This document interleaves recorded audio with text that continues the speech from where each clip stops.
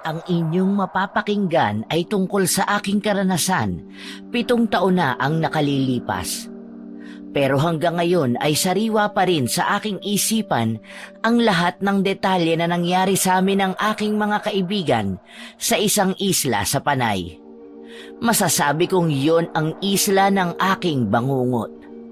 Hindi ko nababanggitin kung anong pangalan ng isla na yon. Pero masasabi kong bagay na bagay ito sa mga katulad kong mahilig sa adventure.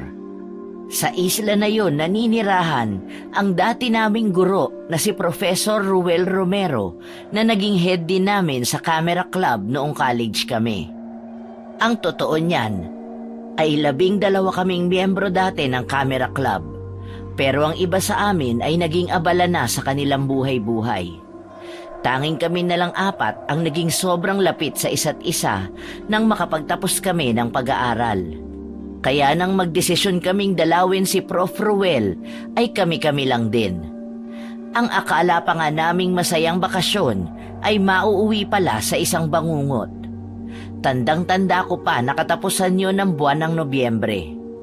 Sinuong namin ang isang lugar na hindi pa namin napupuntahan noon dahil lang sa kagustuhan naming pagsabayin ang pagdalaw sa paborito naming guro at ang bakasyong matagal na naming plinano.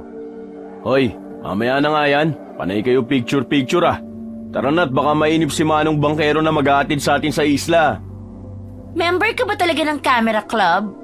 Ay mali, ikaw nga pala ang president namin noon. Ang killjoy mo?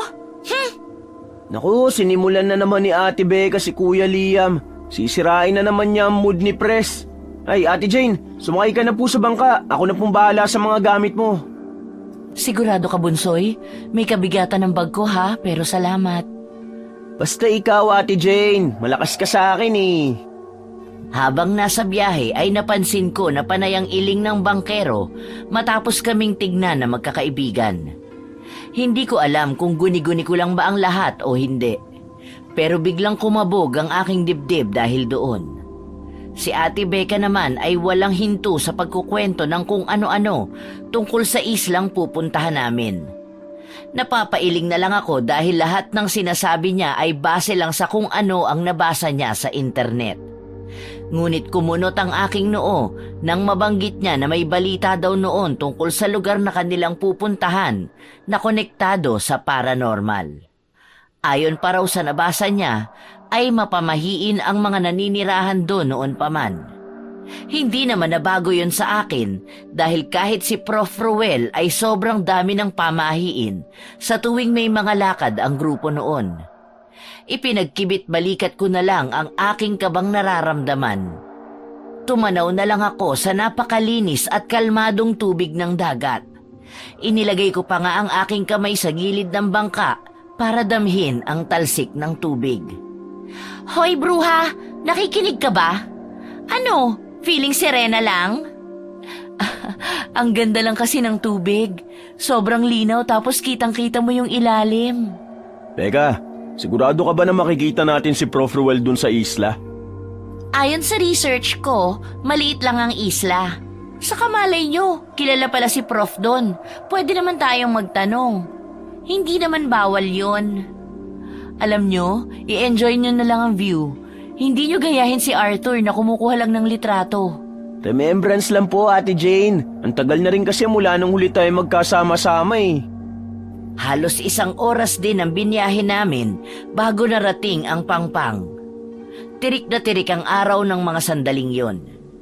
Bago bumaba ay nagbilin si Kuya Liam sa bangkero na balikan kami roon pagkatapos ng 6 na araw sa ganap na 2:00 ng hapon. Tanging pagtangulang naman ang sagot ng bangkero. Bago pa ako makababa ay tumalikod na ang aking mga kaibigan. Mukhang yun din naman ang pagkakataong hinihintay ng bangkero. Nilapitan ako nito at tinulungan akong maibaba ang may kabigatan kong maleta. Nagpasalamat ako kay Manong Bangkero. Ngunit bago pa man ako tumalikod para makasunod sa mga kaibigan ko, ay may sinabi ang bangkero pero mahina lang at halos pabulong. Napahinto ako sa paglalakad at napalingon dito. Nagtatakang tiningnan ko siya. Pero mabilis itong bumalik sa kanyang bangka at hindi na muling nagsalita pa. Binaliwala ko na lang yon dahil hindi ko naman naintindihan ang sinabi niya. Isa pa ay baka guni-guni ko lang yon. Bumalik ang tingin ko sa harap kung nasaan ang aking mga kaibigan. Nang tingnan ko sila ay napansin kong ilang dipa na ang layo nila mula sa akin. Kung kaya lakad-takbo akong sumunod sa kanila. Inilagay ko sa aking shoulder bag ang kamerang kanina pa nasa aking leeg. Dala na rin ng pagkangawit kahit pa nga nagmamadali ako. Ayos ka lang, Jane? Bilisan mo! Para kang pagong eh. Oo, nandyan na. Lakad-takbo ang ginawa ko para maabutan ko sila. Habang hinihintay nila ako ay sumilong sila sa tabi ng arko kung saan nakalagay ang pangalan ng isla. Napansin ko na may mga nakapilang kalesa doon sa kanilang likuran. Kaya kahit kainitan ng araw ay huminto ako at kinuhang muli ang aking kamera para kuhanan ng mga kaibigan ko na ang background ay ang mga nakapilang kalesa. Natatawa pa ako sapagkat mababaka sa kanila ang pagkainis sa init ng panahon kahit pa nga mahangin. Kuhang-kuha pa sa kamera ang pagtaas ng kilay ni Ate Becca habang nakatingin sa akin. Sinabayan pa nito ng pag-cruise ng kanyang mga braso sa harap ng kanyang dibdib. Kinuhanan ko pa sila ng ilang litrato bago ako naglakad muli palapit sa kanila. Nang makalapit na ako ay nakita ko pa ang pag-irap ni Ate Becca bago kami inaya nitong magtanong-tanong sa mga tao roon. Magkakasama kaming apat na lumapit sa unang kalesa na nasa pila. Si Kuya Liam ang nagtanong sa kutsero kung kilala ba nito si Prof. Ruel. Mabilis namang nakilala nang napagtanungan namin ang retiradong guro. Ayon sa kutsero ay nagturo rin pala ito roon sa mga kabataan pagkatapos magretiro. Wala na raw kasi ang paaralan sa kanilang isla dahil nasira ito ng bagyong harurot. Inarkila na lang namin ang kutsero at ang kalesa nito na ihatid kami sa bahay ng dating guro. Masayang-masaya naman ito sa narinig sa amin. Mukhang madalang ang nagagawi sa isla nila kaya lahat ng tingin ng mga kutsero ay nasa amin. Ayos! Ngayon lang ako makakasakay sa kalesa. Haler, may kalesa sa luneta, no? Alam mo naman pong bahay-eskwela lang ako noon. Nung makagraduate naman ako, masyado na ako naging abala sa trabaho kaya wala akong panahon magliwaliw. Tumigil na nga kayo. Sakay na para makarating na tayo sa pupuntahan natin. Isa-isa kaming sumakay sa kalesang kulay asul ni Manong Kutsero. May mga drawing pa roon ng mga isda, shell at kung ano-anong lamang dagat. Habang umaandar ang kalesa ay walang tigil si Arthur kakukuha ng litrato sa kabayo at sa kutsero. Mababakas talaga ang saya at pananabik sa mukha nito na nakikita ko lang sa tuwing may project kami noon. Si Kuya Liam naman ay nakikipagkwentuhan kay Manong Kutsero tungkol sa pamumuhay doon sa isla. Naalala ko tuloy noong gumawa kami ng magazine para sa project ng Camera Club ay ito ang nakikipag-usap sa mga taong ilalagay namin doon. Habang si Ate Becca ay panay ang retouch sa mukha dahil humulas na daw ang makeup nito na hindi na bago sa amin. Noon pa man ay gusto nitong laging nakaayos at laging mukhang fresh. Napapangiti na lang ako habang pinapanood ang mga kaibigan ko. Habang nakatanaw ako sa mga dinadaanan namin na maalikabok at malubak, ay may sinabi ang kutsero na nakuha ng aking atensyon. Maliit lang daw ang populasyon sa isla at kadalasan pangaraw kung walang magpupunta roon ay halos walang kita ang mga kutsero. Tumatawa-tawa pa si Manong nang sinabi niya na swerte na raw sila na may pumupunta doon kada 4 na buwan.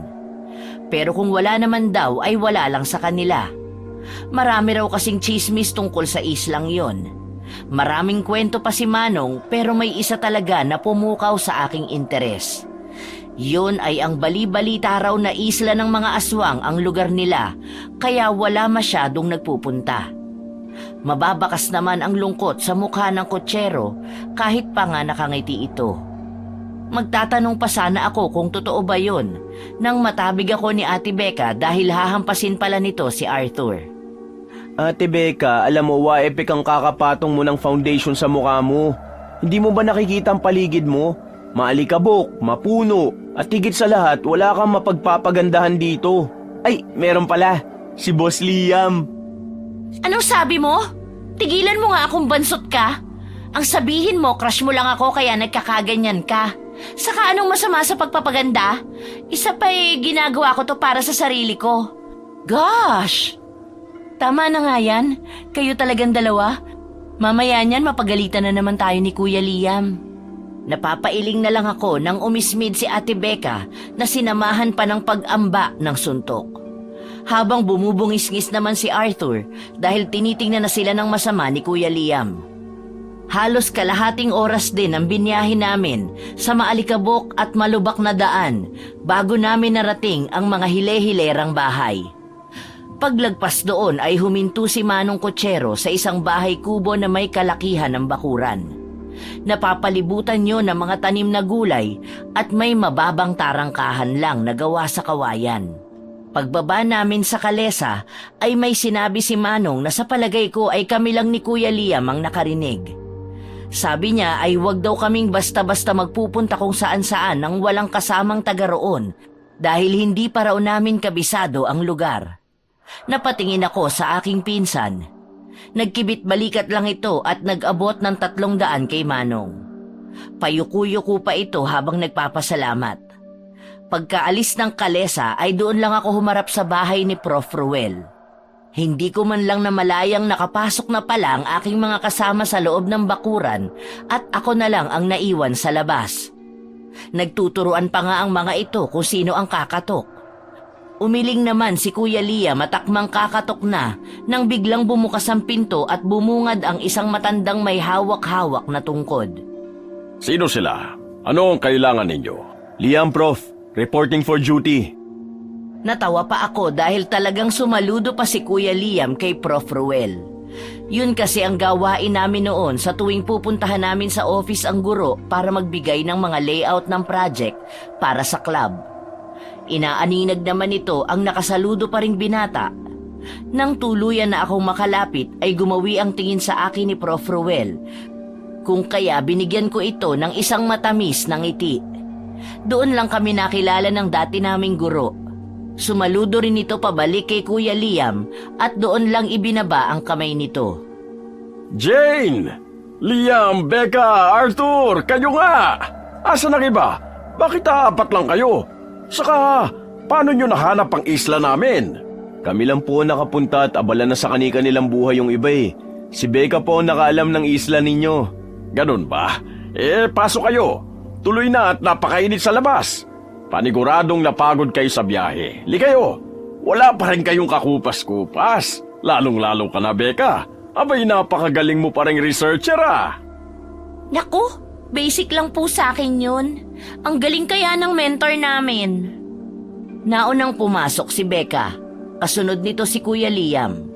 Tapos ako at ang panghuli ay si Arthur na kinuha ang maleta ko at siya na raw ang magpapasok. Maluwag din naman ang loob ng bahay kubo ni Prof at napakalinis pa. Pero kapansin-pansin na wala siyang kasama roon. Kaya naman tinanong ko si Prof kung mag-isa lang ba siyang nakatira roon. Malungkot naman na sumagot ito sa amin na hindi na nga raw siya nagkaroon ng sariling pamilya at kami sa camera club na ang itinuring niyang mga anak. Agad naman na lumapit si Kuya Liam kay Prof at niyakap ito. Naiintindihan naman namin kung bakit gano'n na lang ang reaksyon ng pinsan ko. Lumaki kasi itong walang ama kaya napalapit talaga ito ng husto sa retiradong guro. Napalingon naman ako kay Arthur nang makarinig kami ng tunog ng mga supot. Hindi lang pala ako ang nakapansin nun. Isa-isa nitong nilalabas ang mga dala naming pagkain. Dahil doon ay nabura ang ngiti ni Ate Becca at tumingin ng masama sa binata. Kahit kailan, panira ka talaga ng moment. Wala ka bang alam na ibang pwedeng gawin? Inilalabas ko lang naman ang mga pasalubong natin para kay Prof. Bakit ba lagi mainit ang ulo mo sa akin, Ate Becca? Menopausal ka na po ba? Aba, talaga nga naman. Ay! Hinubad ni Ate Becca ang suot niyang sandals at ibinato yon sa nakayukong si Arthur na naglalabas pa rin ng mga pagkain. Nang tumama yon sa binata ay hindi ko na napigilan ng tumawa. Lalo na nang iangat nito ang mukha at namilog ang mga matang maluha-luha. Mukhang kahit ito ay hindi makapaniwalang babatuhin siya ni Ate Becca. Akmang ibabato pa ni Ate Becca ang isa sa sandals niya nang tumayo sa gitna nila si Kuya Liam at namewang sa kanila. Mababakas ang pagkadismaya nito sa ginawa ng dalawa. Naririnig ko pang bumubulong-bulong si Ate Becca na pasalamat daw si Kuya Liam dahil gwapo siya bago ito nag-walk out at nagtungo sa kusina. Prof, pakialaman ko na po ang kusina mo ha. Nauuhaw na po kasi ako eh. Sige lang, nak. Gawin niyo ang gusto niyo. Feel at home. Kitang-kita naman sa mga mata ni Prof. Ruel ang saya. Plano sana nitong asikasuhin kami, pero nagpresenta na lang kaming magkakaibigan na kaya na namin. Kung kaya pinakialaman na namin ang kusina niya. Habang siya naman ay nakaupo lang at nakikipagkwentuhan kay Arthur na mukhang hindi yata nauubusan ang sasabihin. Si Ate Becca naman ay iniayos ang mga dala naming stock ng pagkain pagkatapos nitong uminom ng tubig. Habang ako na ang bahalang magluto ng uulamin namin. Si Kuya Liam ay ginagawa ng tsaa ang matanda habang hinihintay na matapos ako sa piniprito kong meatloaf. Nagsalang na din ako ng kanin. Napansin ko lang na iba ang kulay ng bigas nila. Maitim-itim yun na parang abuhin. Kung hindi ako nagkakamali ay yun ang tinatawag nilang black rice. Nang matapos na ako magluto ay inihain ko na rin yun. Kitang-kita ko pa ang gulat at pagkakunot ng noo ni Ate Becca. Ano yan? Natutong? Tanga ka ba, Ate Becca? Black rice ang tawag dyan. Healthy yan at mahal na klase ng bigas sa Maynila. Akala ko ba ikaw ang pinakamagaling sa atin? Tanga talaga? Inate mo pa ako. Peste ka? Psst, tama na yan. Mahiya naman kayo. Nakakatuwa naman. Hindi pa rin kayo nagbabago. Natawa na lang sina Prof, kila Becca at Arthur. Pagkatapos ng pasasalamat ay doon lang kami kumain. Pagkatapos nun ay nagkanya-kanya na ng pupwestuhan ng mga kasama ko para umidlip. Si Prof naman ay pumasok sa kanyang kwarto para magpahinga. Noong una ay sinubukan ko ring umidlip. Pero hindi talaga ako dalawin ng antok kahit pa nga halos tumambling na ako. Kung kaya kinuha ko ang aking kamera at lumabas ng bahay kubo ni Prof Ruel. Naglakad-lakad ako at humihinto lang pag may gusto akong kuhanan ng litrato. Sa kalalakad ko ay hindi ko napansing na gawin na pala ako sa mapunong lugar. Plano ko na sanang bumalik sa pinanggalingan ko pero may narinig akong lagaslas ng tubig. Sinundan ko ang pinanggagalingan nun at natagpuan ko ang isang talon na may napakalinaw na tubig. Sobrang nakakamangha ang nakikita ng aking mga mata. Kumikislap-kislap pa ang tubig na tinatamaan ng sinag ng araw. Kinuhanan ko yun para maipakita sa aking mga kaibigan. Inilibot ko ang aking paningin sa buong paligid at may isang kumpol ng halamang namumulaklak malapit kung saan bumabagsak ang tubig. Iba't iba ang kulay nun at sa tanang buhay ko ay ngayon lang ako nakakita ng ganong uri ng bulaklak. Lalapit sana ako ng bahagya para mas maganda ang kuha nang may isang matandang babae ang bigla na lang lumitaw sa kung saan at tinawag ako. Nilingon ko ito. Nakasuot siya ng mahabang palda na kulay itim at puting pang itaas. May balabal din itong nakataklob sa kanyang ulo. Babatiin ko sana ito pero naunahan akong magsalita ng matanda. Nagagalit ito sa akin at sinasabing umalis na ako doon kung gusto ko pang mabuhay. Dala na rin ng takot at sindak ay nagmamadali akong bumalik sa bahay kubo ni Prof Ruel. Palingon-lingon pa ako sa aking likuran habang binabaybay ang daan pabalik. Nakahinga lang ako ng maluwag nang makalabas na ako sa mapunong parte ng lugar na yon.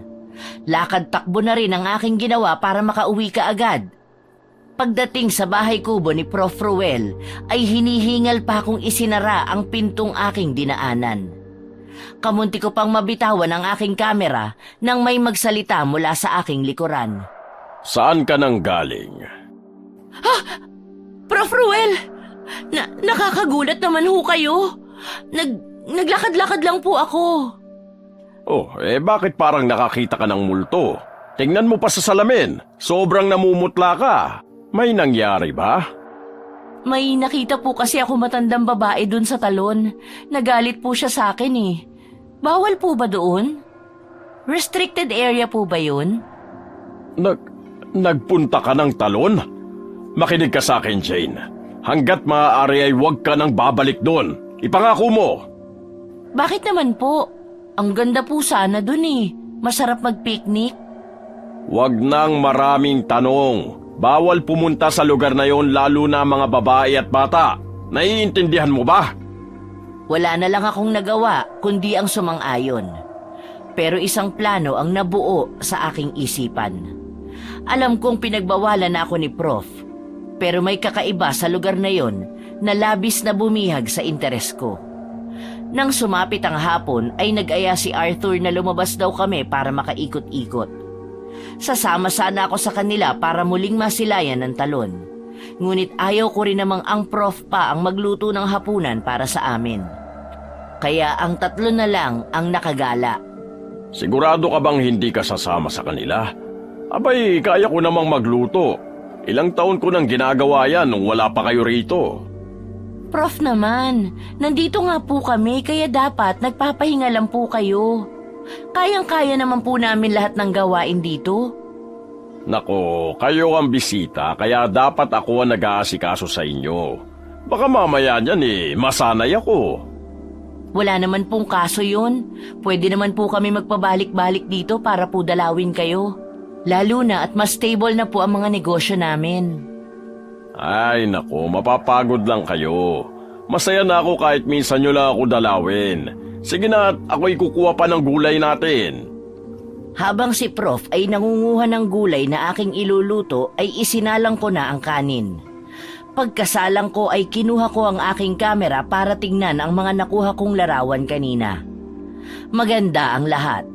Pero may isang larawan na pumukaw sa aking atensyon. Yun ang larawan na kuha ko sa may talon. Sinubukan kong i-zoom out yun pero napahinto ako nang makita kong palapit ang dati naming guro. Ibinaba ko na lang sa may lamesa ang kamera at kinuha kay Prof. Ruel ang bitbit nitong mga gulay. Mabilis na nilinisan bago hiniwa-hiwa para mailuto na. Ilang saglit pa ay kumukulo na rin ang sinaing na sinalang ko kanina. Habang abala ako sa pagluluto ay narinig kong may kausap si Prof sa kanyang bakuran. Dahil sa kuryosidad ay sinilip ko yun. Nanlaki ang mga mata ko nang makita ko ang matandang babae kanina sa may talon. Hindi ko man naririnig ang kanilang usapan ay sigurado akong ako ang pinag-uusapan nila. Nakita ko pang nagkakamot ng ulo si Prof. Ruel bago umalis ang matandang babae. Nang mapansin kong pabalik na ito sa loob ng bahay ay patakbo akong bumalik sa kusina para magkunwaring hinahalo ang aking nilulutong ginisang gulay.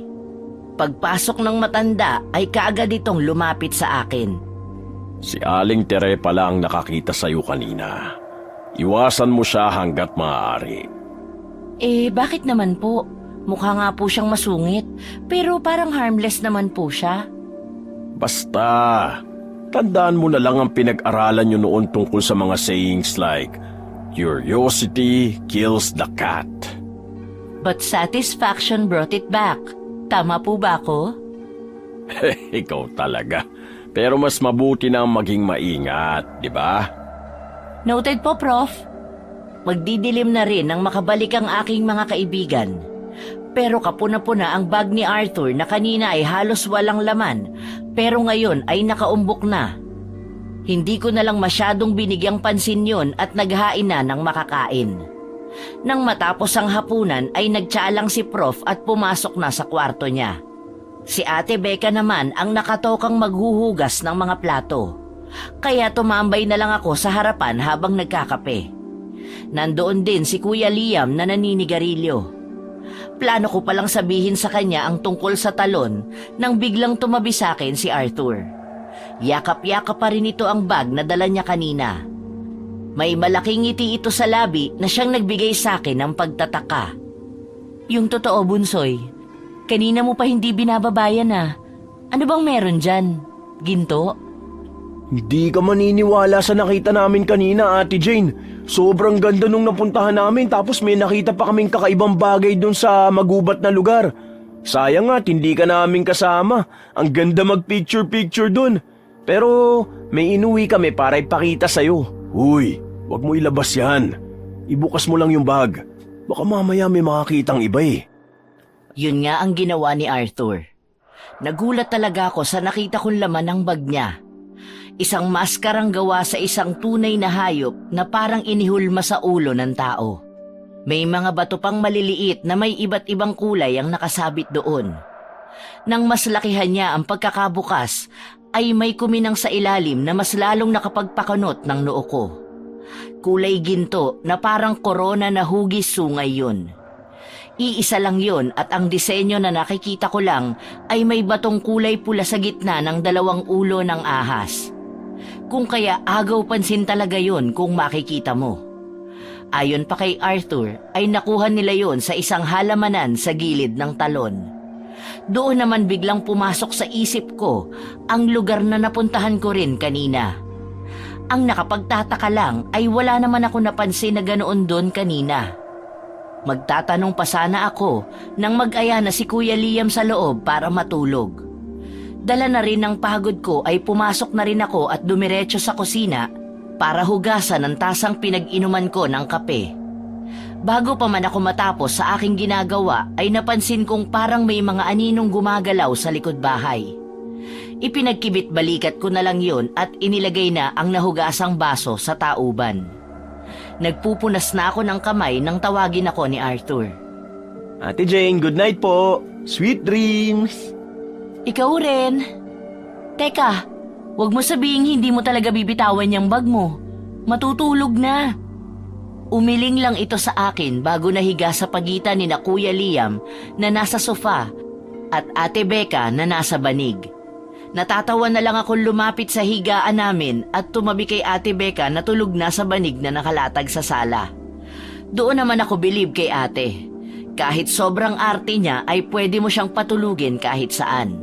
Matigas o malambot, basta pwedeng tulugan ay hihiga talaga ito. Pagtabi ko sa kanya ay kaagad din akong nakatulog. Pero sa kalagitnaan ng gabi ay nagising kaming lahat sa isang malakas na sigaw na nanggagaling sa labas. Wala sa loob na napatingin ako sa relong nakalimutan kong hubarin. Nagtaka pa ako nang ang nakalagay doon ay 2:00 ng madaling araw. Napabangon tuloy ako. Ganon din ang mga kasama ko. Sabay-sabay kaming napasilip sa may bintanang ditaas. Yun naman ang inabutan ni Prof. Ruel na pupungas-pungas pang lumabas sa kanyang kwarto. Oh, anong meron? Nagkakagulo po sa labas sa mga tao. Hindi naman po namin maintindihan kung ano nangyayari. Hindi sumagot si Prof. Ruel at dumiretso ito papunta sa labas. Kami namang 4 ay bumalik sa pagkakasilip sa bintana para makiusyoso. Pilit na nag-uusisa sa labas kahit pa nga hindi namin maintindihan ang mga sinasabi nila. Nagbabaka sakaling may masagap kaming chismis. Sabay-sabay kaming bumalik sa pagkakaupo sa sofa nang makita naming pabalik na si Prof. Ruel sa loob. Pero pagpasok nito ay hindi man lang kami tinapunan ng tingin. Dire-diretso lang ito sa kanyang itak na nakasabit malapit sa kusina. Doon na tumayo si Kuya Liam at lumapit ito sa dating guro. Ano pong nangyayari? Kailangan nating magpadugo. Dahil kung hindi magpapatuloy ang gulo dito sa amin. Magpadugo? Bakit po? Para saan? Kaugalian yun dito sa amin sa tuwing may nawawala. Magtatanong pa sana kaming magkakaibigan pero mabilis na lumabas ang matanda. Kung kaya nagdesisyon kaming sundan na lang ito. Sumunod kami sa kanya hanggang sa may likuran ng kubo kung saan naroon ang kulungan nito ng mga manok. Basta na lang dumampot si Prof. Ruel ng isa sa mga yon. Binitbit niya yon hanggang sa may tarangkahan at doon ginilitan ang manok.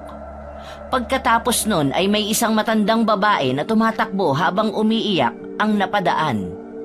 Sumisigaw ito at parang may hinahanap. Isang malakas na kakaibang tunog ang pumailan lang sa paligid. Kumunot ang aking noo nang makitang nagmamadaling magsipasok sa loob ng kani-kanilang bahay ang lahat ng tao na kanina lang ay nagkakagulo. Maging si Prof. Ruel ay pinapasok na rin kami. Hindi ko maintindihan kung ano ba ang nangyayari pero sumunod pa rin kami sa matanda. Pagkapasok namin ay mabilis na isinara ni Prof. ang pinto at hinarangan pa yon ng bangko. Nagmamadali pa itong pumunta sa kusina at nang bumalik ay may bitbit ng mga bawang. Isa-isang isinabit ni Prof ang mga bawang sa mga nakausling pako sa gilid ng mga bintana. Nais ko pa sanang mag-usisa, pero sumenya sa akin si Kuya Liam na wag na muna at siya na ang bahala. Nang malagyan ng bawang ang bawat sulok ng bahay, ay doon lang umupo si Prof Ruel. Humihingal pa ito at mababakas ang takot sa kanyang mukha. Nang hindi na ako nakatiis, ay nagtanong na ako sa aming dating guro. Prof, ano po bang nangyayari? Saka, anong ibig niyo pong sabihin kanina na magpapatuloy ang gulo at nagpapadugo kayo kapag may nawawala? Huwag nyo nang alamin. Mas magandang wala kayong alam. Pero... Huwag ka nang maraming tanong. Kilala ko kayo. Alam ko kung anong gagawin ninyo sa oras na may malaman kayo. Isa lang ang sasabihin ko sa inyo. Hindi ligtas kung mag-uusisa kayo. Ayoko mapahama kayo. Sana maintindihan ninyo. Kung hindi po pala kami ligtas, mas dapat po naming malaman kung anong nangyayari. Paano po namin maiiwasan kung kahit isang ideya wala po kami? Hindi na ito umimik pa. Sumandal lang si Prof at tumingala na parabang ang lalim ng iniisip. Sinabihan naman kami ni Kuya Liam na bumalik na kami sa pagkakatulog. Ayoko mang sundin yon ay alam kong may plano si Kuya Liam para mapagsalita namin si Prof Ruel.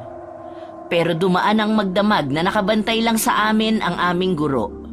Hindi pa rin naman nagtangka si Kuya Liam na magtanong dito na labis kong ipinagtataka.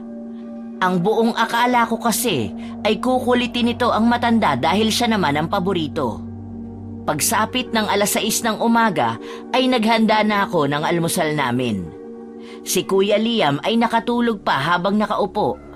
Si Ate Becca at Arthur naman ay nahihimbing pa sa pagtulog sa banig. Si Prof Ruel ay lumabas nang magkaroon na ng liwanag sa langit. Habang abala ako sa paghahanda ng almusal ay may kumatok sa pinto. Lalapitan ko na sana yon, pero nagising si Kuya Liam at nagpresintang siya na lang ang magbubukas. Naghahain na ako nang muling marinig ko ang pagbukas-sara ng pinto. Hindi ko na lang pinansin yon dahil alam ko namang si Kuya Liam lang yon. Paggawi ng tingin ko sa sala ay nakita kong ginigising ni Kuya ang dalawang tulog pa rin. Nandoon na rin ang dating guro at kasama nito ang kutserong naghatid sa amin doon kahapon. Dahan-dahan kong binaba ang bandehado ng kanin nang bumangon na si Ate Becca. Bumalik ako sa kusina para magsalang ng mainit na tubig para sa kape na iaalok ko sa bisita ni Prof Ruel at sa mga kaibigan ko. Nang maisalang ko na ay saka ko lumapit sa kanila para sana ayain na silang mag-almusal, pero nangunot ang aking noo sa narinig. Handa po akong tumulong sa paghanap. Isasama ko po si Arthur. Pero kayo po, Prof Ruel, maiwan na lang dito kasama ang mga babae. Masyado ko na pong matanda para dun eh. Alam ko naman yun. Pero hindi nyo naman kailangan saluhin ang obligasyon ko dito sa isla. Ayoko na kayong maabala pa. Di ba po para nyo na kaming anak?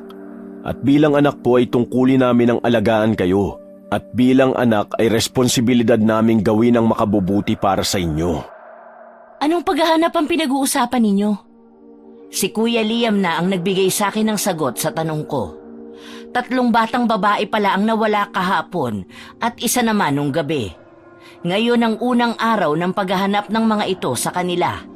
At dahil nga matanda na si Prof ay nagsabi ang pinsan ko na sila na lang ni Arthur ang sasama sa paggagalugad ng mga lugar. Sa huli ay pumayag din ang matanda.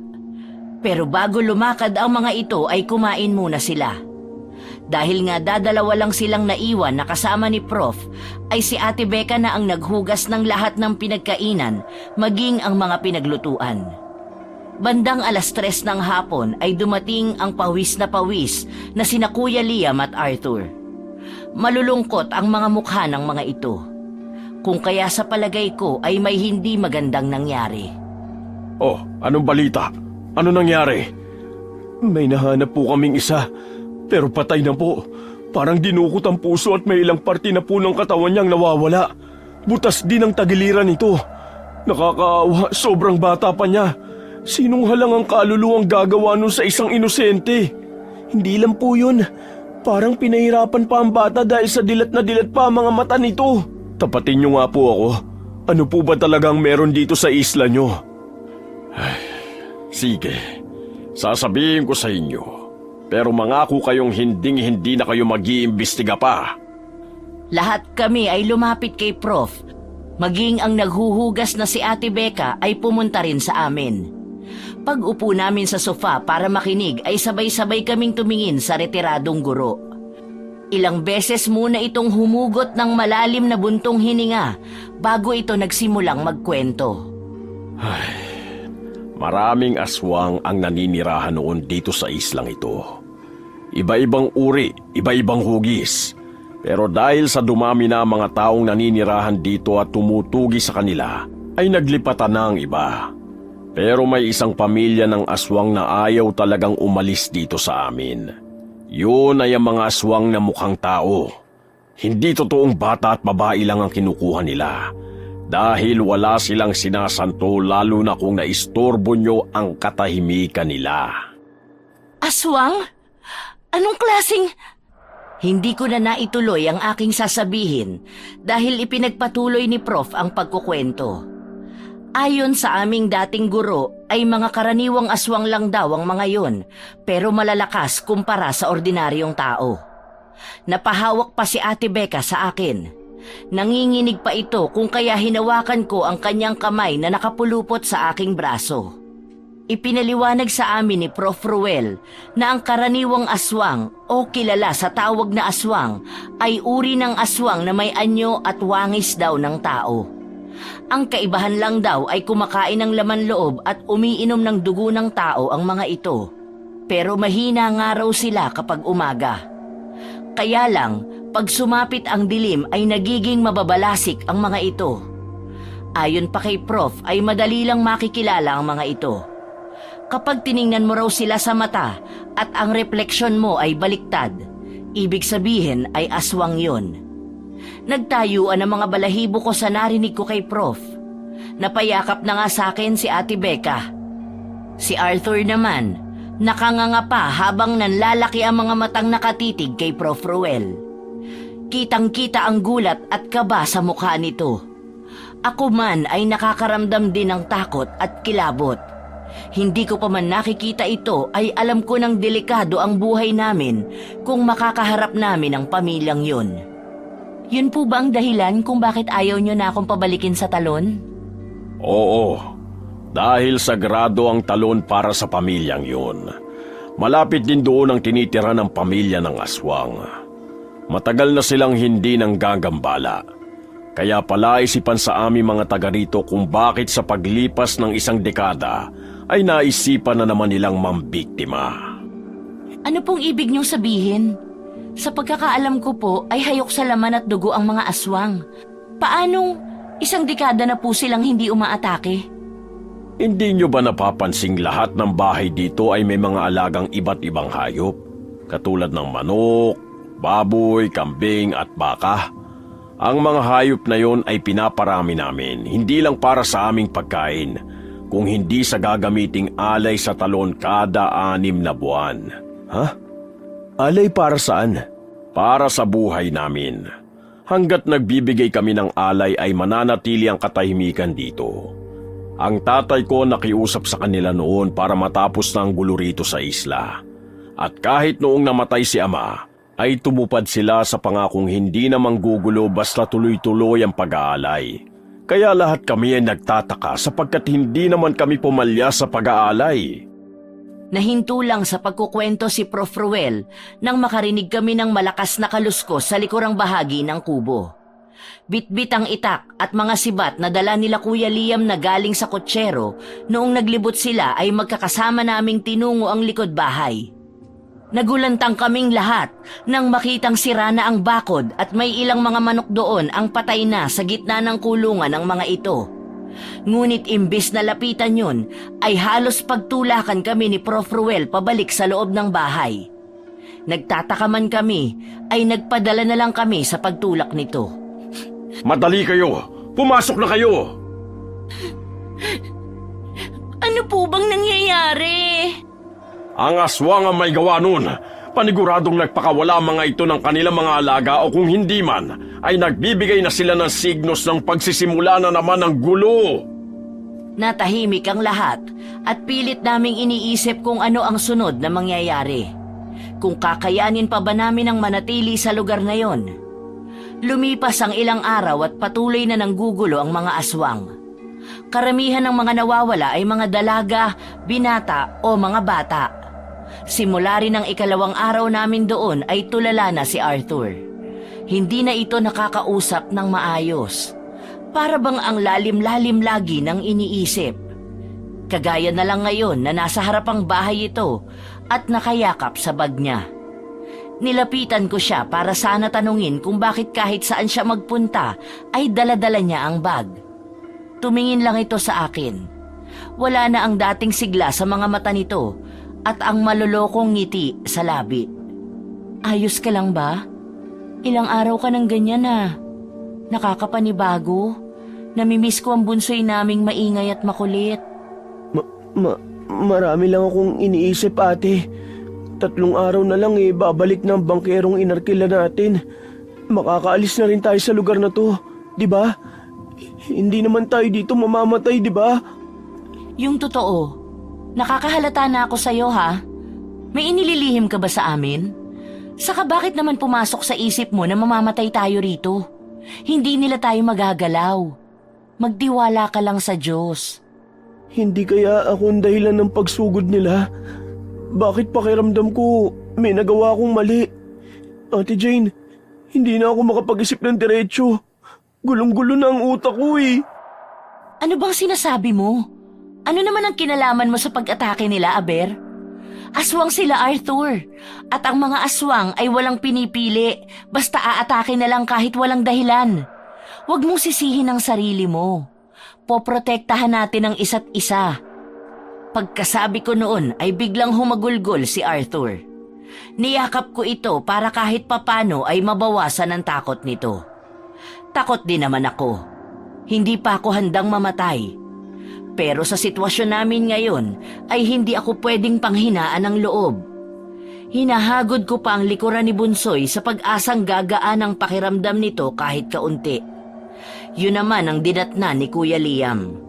Pinapapasok na kami nito dahil nag-aagaw na ang liwanag at dilim. Tatayo na sana kami nang bigla na lang akong may makitang asong malaki na nakatitig sa amin mula sa labas ng tarangkahan ng bahay kubo ni Prof. Kulay itim yun at mabalahibo. Matatalim ang tingin nito sa amin. Nagbigay sa akin ng kakaibang kilabot ang tinging ipinupukol nito. Bubugawin na sana yon ni Kuya Liam nang biglang lumitaw si Prof. Ruel at pinagmamadali kaming papasukin sa loob ng bahay. Nakita ko pang nag-sign of the cross ito bago sumunod sa aming 3. Pagkapasok namin ay tarantang isinara ng retiradong guro ang mga bintana. Hindi na lang ako umimik dahil sa aking napagtanto na baka aswang o alaga ng aswang ang asong nasa labas kanina. Anong nangyari? Makinig kayo mabuti. Wala nang lalabas sa inyo kahit ano ang mangyari. Paano po kung naiihi na ako? Nasa labas pa naman ang banyo. Hindi sumagot si Prof. Ruel sa tanong na yon ni Ate Becca. Nagtungo lang ito sa isang cabinet na nasa pagitan ng sala at kusina. Pinanood lang namin ang matanda na naghahalongkat doon. Ilang saglit pa ay nakita kong may inilabas na isang arinola doon si Prof.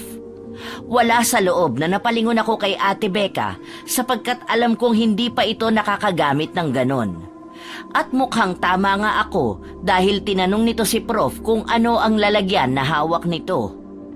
Gusto kong humagalpak ng tawa sa reaksyon ni Ate Becca nang sabihin ng dati naming guro na doon ito iihi. Kung wala siguro kami sa ganitong lugar ay baka nabuli na naman ito ni Arthur. Para mapigilan ang gustong kumuwalang tawa ay nilingon ko ang sofa kung saan umupo kanina si Arthur. Pero nawala ang papalabas na tawa ko nang makita kong wala doon ang binata. Tanging ang baglang nito na lagi niyang yakap ang nasa sofa. Kaagad kong inilibot ang aking mga mata. Pero kahit anino niya ay hindi ko makita. Kuya Liam, nakita mo po ba si Arthur? Pinaupo ko sa... Si Arthur! Arthur! Prof. Ruel, nawawala si Arthur! Hanapin po natin siya! Sino ang nagbukas ng bintana? Anak ng tipaklo, mukhang nadali tayo. Lalabas ako tingin ng tulong kina Kapitan. Magpirmi kayo dito at ako nang bahala. Pakiusap, huwag na kayong umalma. Pero... Walang pero-pero. Hindi ninyo kilala ang kalaban ninyo. Bigla na lang nag-iiyak si Ate Becca. Maging ako ay nagulat sa naging reaksyon niya. Nilapitan nito ni Kuya Liam at niyakap, habang si Prof naman ay tinapunan lang kami ng tingin bago nagmamadaling lumabas. Napalapit ako sa pintong nakabukas at tinanaw ang retiradong guro na halos liparin na ang daan papunta sa bahay ng kapitan sa isla. Nasa pinakadulo pa kasi yun. Nang medyo malayo na si Prof at isasara ko na sana ang pinto nang makarinig ako ng nakapanghihilakbot na alulong ng mga aso. Nanlaki ang mga mata kong muling tumingin sa labas para tingnan si Prof. Ruel. Maging ito ay nakahinto rin sa kalagitnaan ng maalikabok na daan. Kitang-kita ko pa kung paano nagpalinga-linga si Prof na para bang may hinahanap. Ilang minuto ring nakatayo lang ang retiradong guro bago ito muling nagpatuloy. Doon lang ako nakahinga ng maluwag. Pero kapuna-punang hindi na tumatakbo si Prof.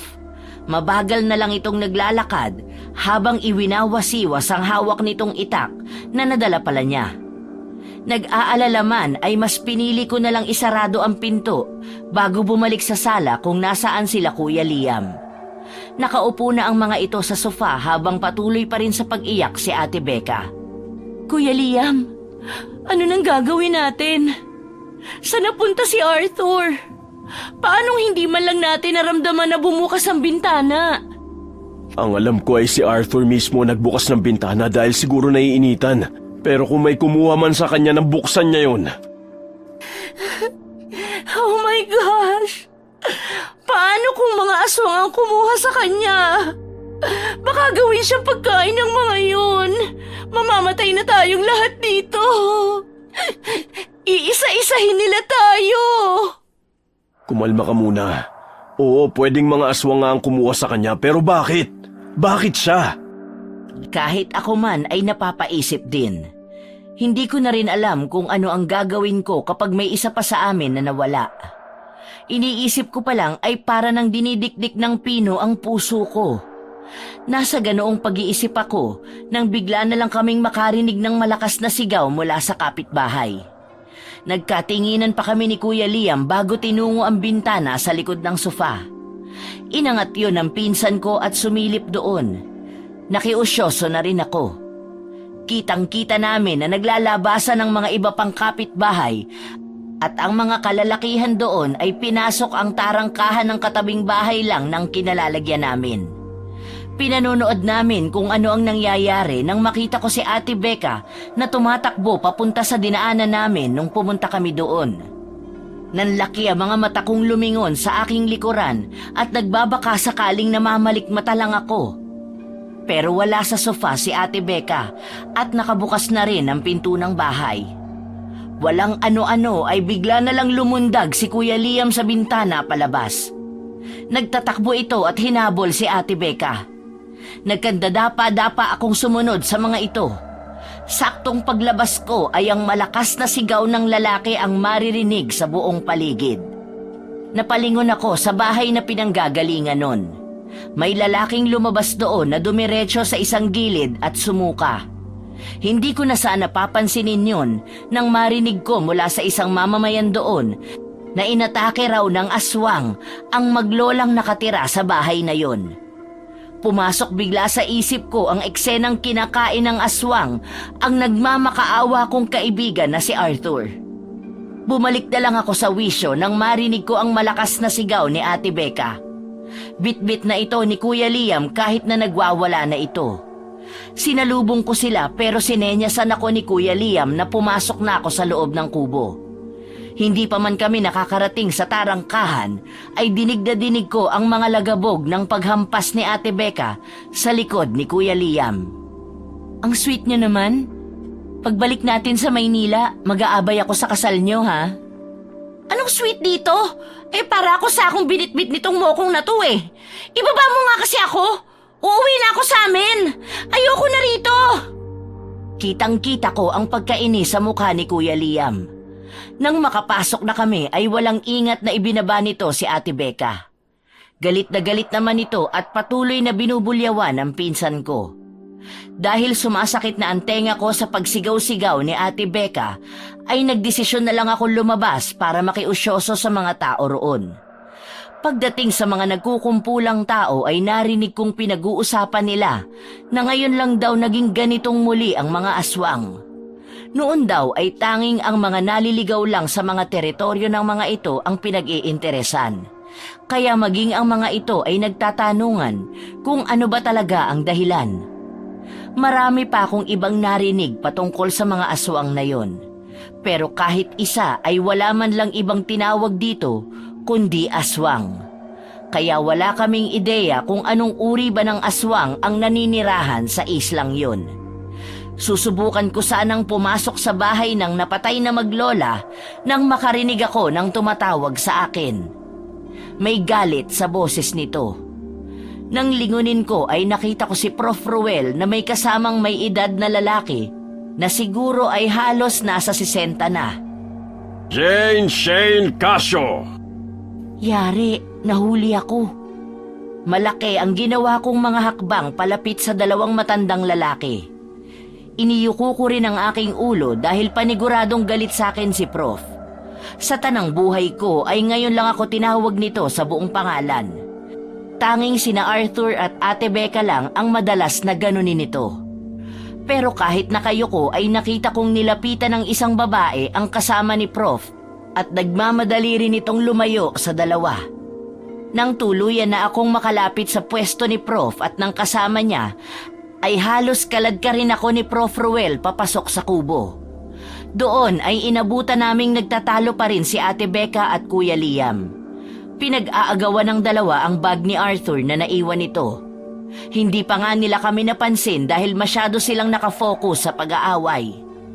Isang mahinang ubo naman ang narinig kong pinakawalan ni Prof. Ruel na hanggang ngayon ay nakahawak pa rin sa aking pulsuhan.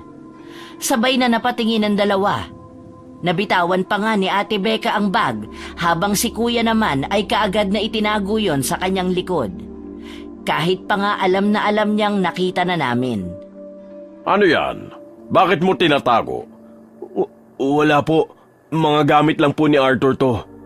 Bueno, sinamahan na ako ni Kapitan dito para sana makausap kayo. Sa ngayon abala pa siya sa gulong nangyayari sa labas. Ano nga pala nangyari nung wala ako? May nangyari bang masama sa maglola? Inatake sila ng aswang. Narinig ko po sa isa sa kapitbahay nyo na isang magaling na antingero ang lolo nyo noon at isa namang manunugis ng aswang ang tatay nyo. Baka po may alam kayong paraan kung paano namin mababawi si Arthur kung mga aswang nga po ang kumuha sa kanya. Kwento na lang yun at isa pa ay matagal na silang wala.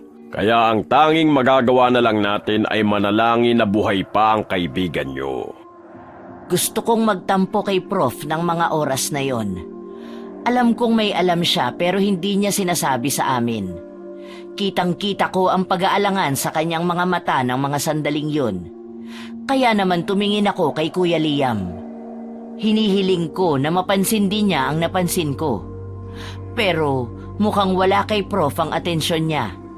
Didiretsuhin ko na sana si Prof nang biglang lumitaw sa may pinto ang kapitan ng isla. Kaagad yung nilapitan ni Prof kung kaya lumapit ako kay Kuya Liam at sinabihan siyang kailangan naming mabawi si Arthur. Binigyan lang ako nito ng isang nangungusap na tingin. Pero hindi maintindihan ang ibig niyang iparating. Tatanungin ko pa lang siya nang biglang lumapit sa amin ang kanina pang naghihisterical na si Ate Becca. Sa palagay ko, may kinalaman ang mga nakuha namin ng sa gubat. Manahimik ka. Hindi pa nga tayo sigurado sa inala mo eh. You mean yung sungay na may dalawang ulo ng ahas at may bato sa gitna? Saka yung maskara na mukhang baboy ramo o kung anumang hayop yun? Sinabihan ko na kasi silang wag nang galawin yun eh. Pero ang titigas ng ulo. At ngayon naman sinisisi mo kami. Hindi ba ikaw ang nagsabi na malaking pera ang makukuha natin kung madadala natin yun sa Maynila dahil sa batong nasa gitna ng hugis sungay ng hayop? It was your idea. Pero natigil ang pagtatalo ng dalawa nang marinig namin ang boses ni Prof. Ruel na parang may kausap.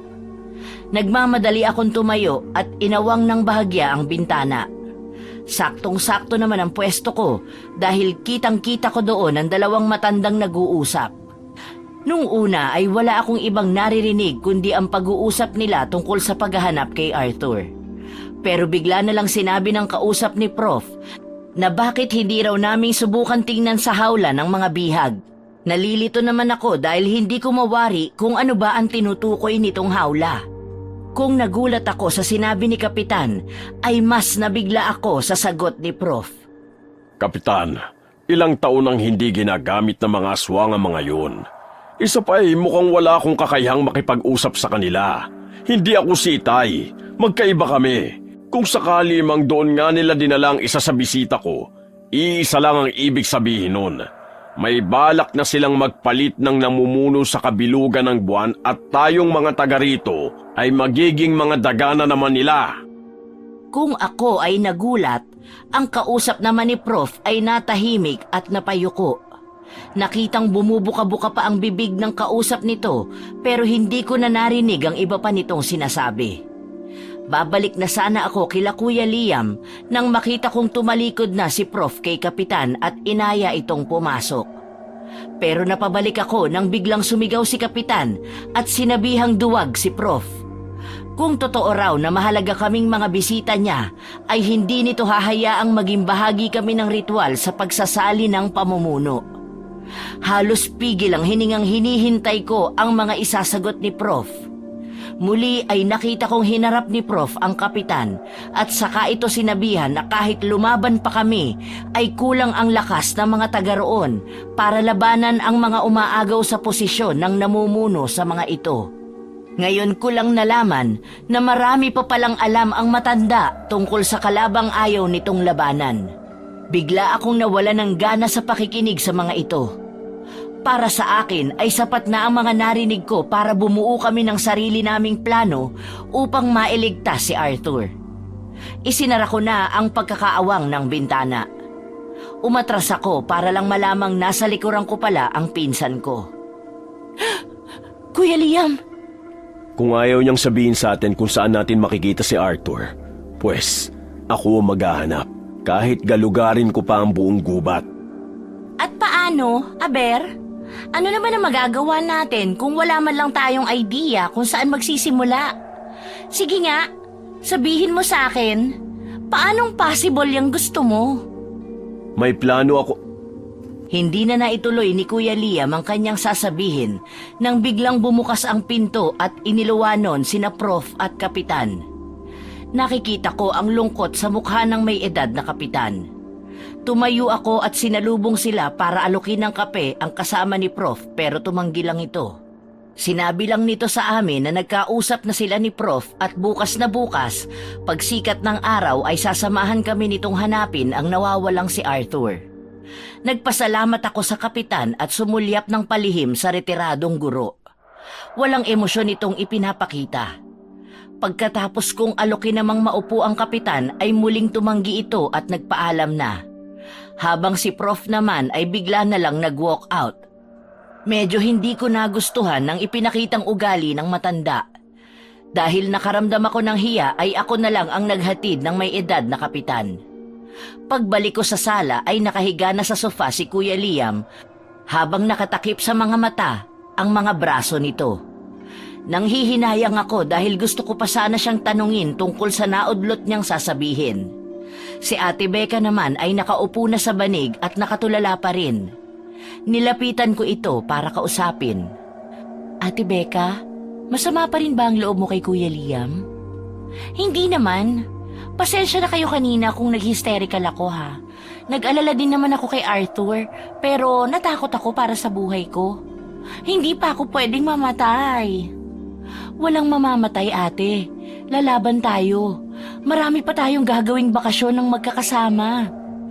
Niyakap ako ni Ate Becca at saka kami sabay na humiga sa banig. Ilang araw pa ang lumipas pero hanggang ngayon ay hindi pa rin nila nahahanap si Arthur. Nauubusan na kami ng pag-asa ng mga oras na yan. Pero isang pangahas na plano ang naisip na gawin ni Kuya Liam. Hindi ko man gusto ang paraang naiisip nito ay sumang-ayon na rin ako. Hapon na yon ang huling araw namin sa isla.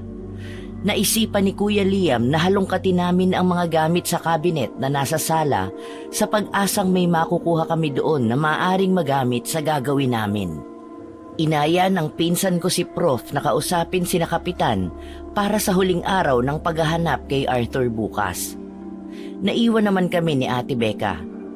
Ako ang magkakalkal sa kabinet habang si Ate Becca naman ang magiging watcher ko kung pabalik na ba sila Prof. Hindi na kasi namin matagalan ang kaduwagan nila.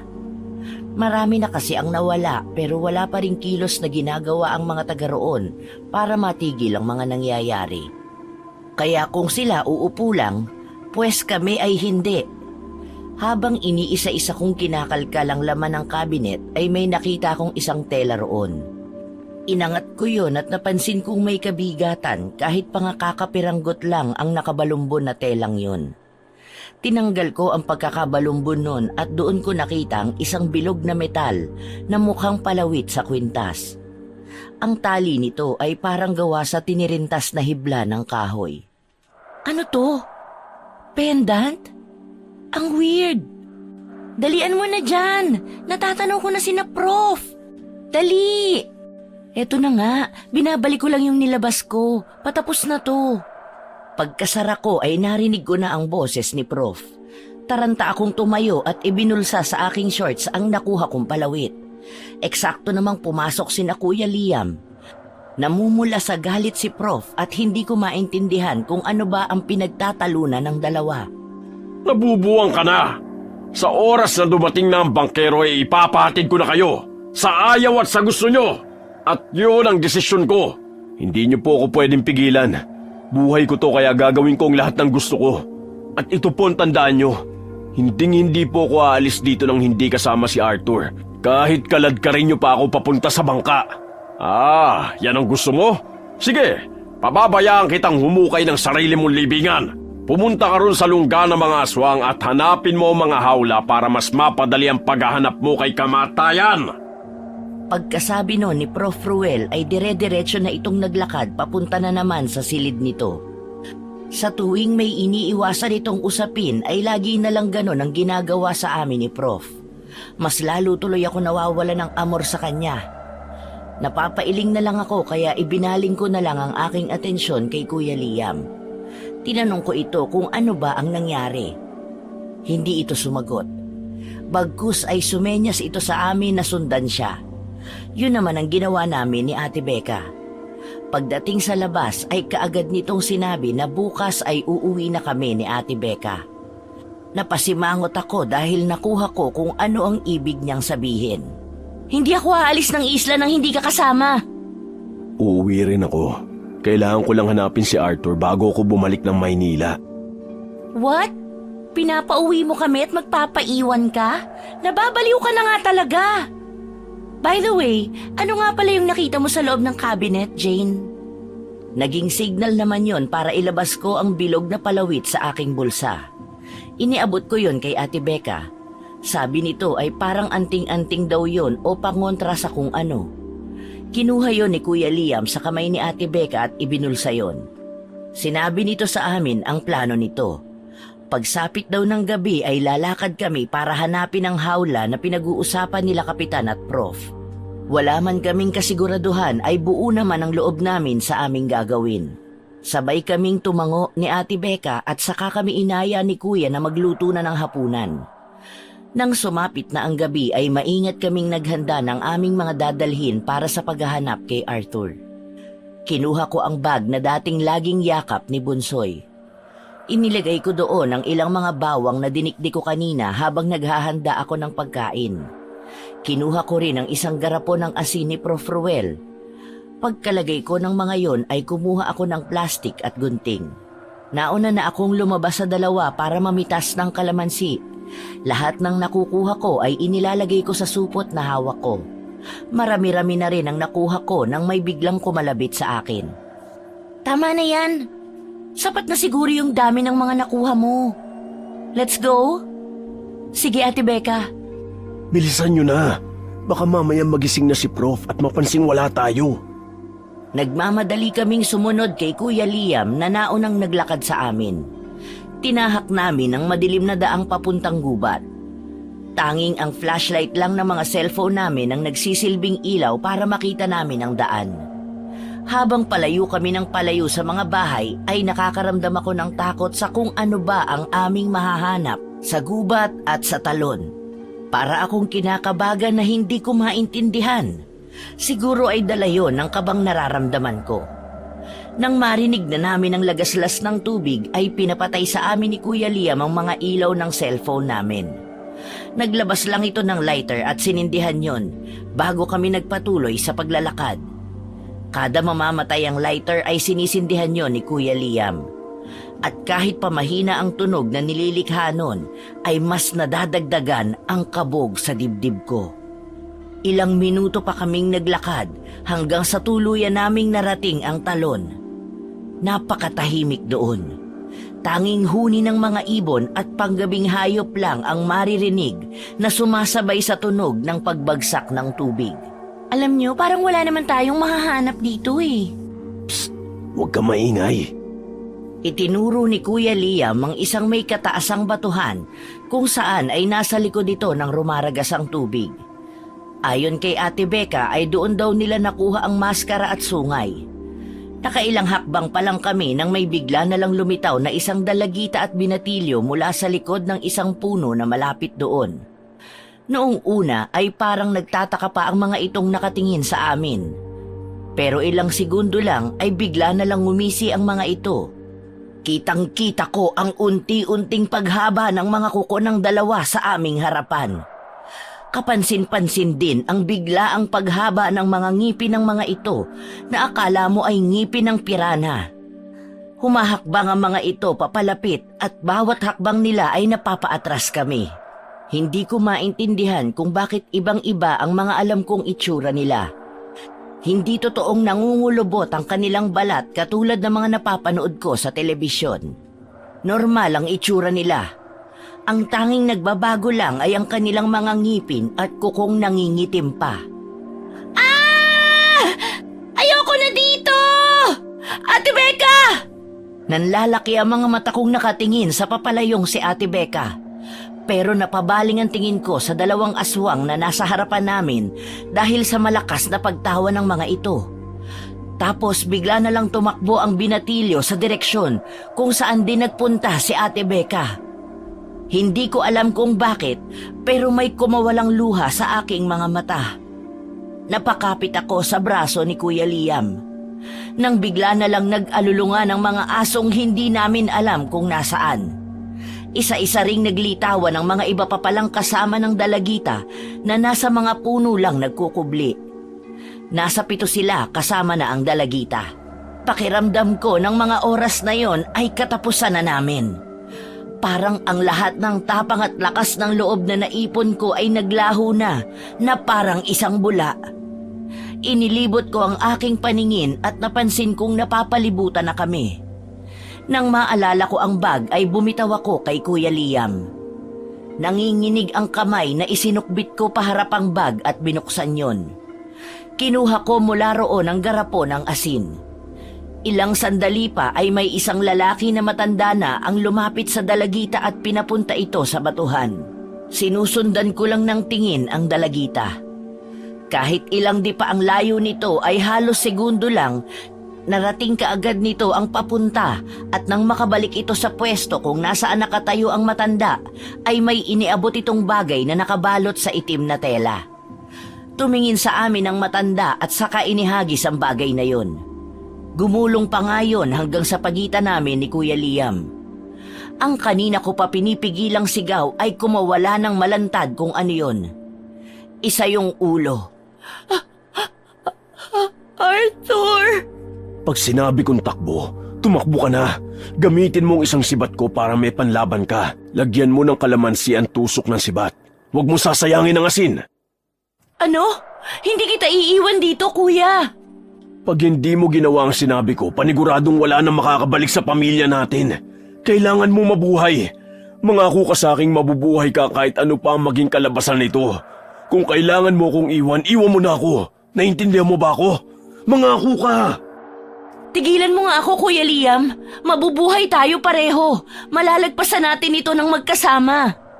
Huwag na matigas ang ulo. Sundin mo na lang ako. Hindi ako sang-ayon sa nais niyang iparating, pero wala na kaming oras pa para magtalo. Kung kaya tumango na lang ako at tinusok isa-isa ang kalamansi. Gulat pa nga akong tinignan ni Kuya Liam na para bang sinasabi nitong nagawa ko pang maghiwa ng kalamansi sa kalagitnaan ng ganong sitwasyon.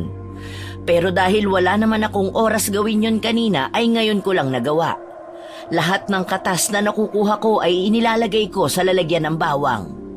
Naririnig ko ang malalakas na angilan sa aming paligid, pero wala akong pakialam. Nakita ko rin na unti-unti nang lumalapit sa pwesto namin ang mga aswang, kung kaya kumuha ako ng asin at bawang na may kalamansi at kinuskus yun sa leeg ni Kuya Liam. Nagulat pa ito, pero pinabayaan lang ako sa ginagawa ko. Hindi ko nga rin alam kung tama ba ang ginagawa ko dahil ang sabi lang naman ni Ate Becca, pangontra daw sa aswang ang bawang, asin, suka at kalamansi. Hindi man ako sigurado ay susubok pa rin ako. Nang pati ang mga braso niya ay nalagyan ko na, ipinasuot ko sa kanya ang bilog na palawit. Nakita kong napatingin ang lahat ng mga aswang sa matandang anyong tao pa rin. Maging ito ay mukhang nagulat nang makita yon. Pero sandali lang yon. Bigla na lang itong sumenya sa mga naroon na sugurin kami. Gamit ang sibat ay sinubukan kong tusukin ang papalapit sa akin na aswang pero hindi ko matamaan. Tumalikod ako kay Kuya Liam at muli ginamit ko ang sibat sa isang batang bigla na lang tumalon sa akin. Sinangga ko yon dahilan para maputol ng aswang ang sibat na hawak ko. Nakita ko pa sa malapitan ang paglalaway nito. Patuloy lang kami sa pakikipaglaban sa mga aswang. Pagod at masakit na ang aking buong katawan. May mga ilang sugat na rin ako, maging si Kuya Liam. Pero ang mga kalaban namin ay para lang kaming pinaglalaruan. Nang may bigla na lang lumitaw mula sa gubat. Tama na! Hindi ba talaga kayo titigil? Tumupad kami sa nakagawian natin. Nag-aalay kami bawat pamilya kapalit ng buhay ng mga tao rito. Noong una hindi kami nagduda na kayo may gawa sa pagkawala ng mga bata. Pero pinatunayan nyo lang na mga hayop talaga kayo! Prof. Ruel, dumating ka? Nagkaroon kami ng kaunting pag-asa ng mga oras na yon. Napalingon ako sa matandang aswang nang sabihin nitong kaming mga tao ang mga naunang nanggambala sa kanila. Nananahimik daw sila doon at namumuhay ng malayo sa tao, pero may kinuha raw ang mga tao na naging dahilan para mawala sa kanilang pamilya ang posisyong matagal nilang inaalagaan. Ayon pa rito ay nagsipag-alisan sa islang yon ang mga dati niyang tauhan para umanib sa ibang pamilya. Bigla na lang pumasok sa alaala ko ang mga kinuha noon ng mga kaibigan ko doon. Nagmamadali kong hinalungkat ang bag na nakasukbit sa aking harapan. Mula roon ay inilabas ko ang maskara at ang isang parang sungay. Nag-angilan lalo ang mga aswang na nasa paligid namin. Gulat naman ang nakita ko sa mukha ni Prof. Ruel. Itinaas ko yon gamit ang aking dalawang kamay. Ito ba ang kinuha nila? Nagbabaka sakali akong ito nga ang kanilang hinahanap. Dahil kung yun nga ay magagamit ko yon para kami ay mabuhay. Sumagot ang matandang aswang sa akin at sinabing yun nga raw. At kami raw ay mga pangahas dahil kinuha namin yun. Ibabalik ko sa inyo ang kinuha ng mga kaibigan ko. Pero hahayaan nyo kami makaalis sa lugar na ito at wala nang ibang masasaktan pang mamamayan ng isla. Tumingin ang matandang aswang kay Prof. Ruel. Bago tumango sa amin at pinalapit ang dalaga para kunin ang hawak ko.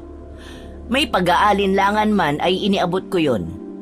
Nakita kong lumuhod pa ang dalagita sa harap ng matandang aswang nang makalapit ito. Lumingon muli ang aswang kay Prof. Ruel at tumango. Hinipa nito ang mukhang sungay na may bato at naglikha yon ng may katinisang tunog. Pagkatapos nun ay tinalikuran na kami ng mga aswang. Kasabay nun ay ang biglang panghihina ng mga tuhod ko. Hindi ako makapaniwalang nakausap ko ang mga aswang at hindi kami pinatay ng mga ito. Hindi lang ako sigurado kay Ate Becca. Unti-unti na ring lumalabo ang aking paningin hanggang sa bigla na lang akong bumagsak. Madilim man ang aking paningin ay narinig ko pang sumigaw si Kuya Liam bago ko naramdaman na para akong lumutang sa ere at doon ako tuluyang nawala ng malay. Jane! Jane, gising na! Aalis na tayo! Nang idilat ko ang aking mga mata ay wala akong ibang nakikita kundi ang liwanag. Pero sigurado akong si Ate Becca ang narinig kong gumising sa akin. Nang mapagtanto ko yun ay bigla akong napabangon. Ate Becca? Napahawak akong bigla sa aking ulo dahil parang umikot ang aking paningin. Dahan-dahan lang kasi. Ate! Ate, buhay ka! Buhay ka, Ate Becca! Of course, ako pa. Nung tumakbo ko, naramdaman kong may nakasunod sa akin. Kaya ang ginawa ko, dumapa ako at gumapang papunta sa batis.